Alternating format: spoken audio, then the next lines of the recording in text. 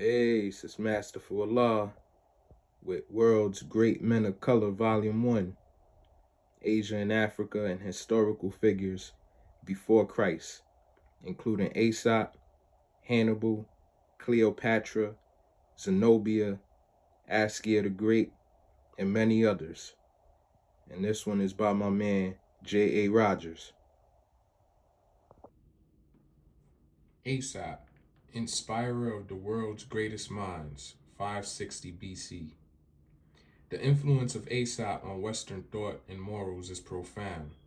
Plato, Socrates, Aristophanes, Aristotle, Solon, Cicero, Julius Caesar, Caxton, Shakespeare, La Fontaine, and the other great thinkers found inspiration in his words of wisdom. Socrates spent his last days putting his fables into verse.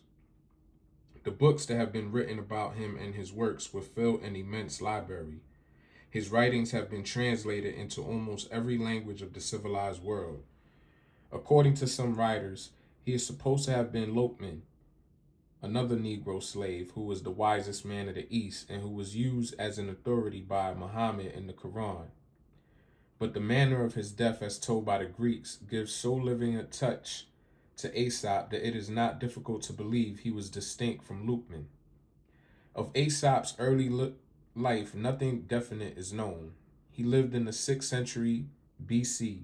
According to Planutus the Great, a monk of the 14th century to whom we are in debt for Aesop's life and fables in its present form, he was a native of Phrygia in Asia Minor and a Negro slave, flat-nosed, with lips thick and pendulous, and a black skin from which he contracted his name, Aesop being the same with Ethiop.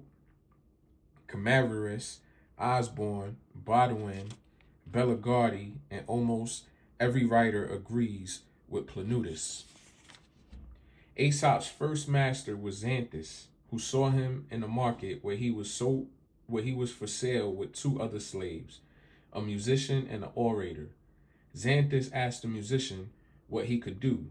He replied, anything. The orator, to the same question, replied, everything.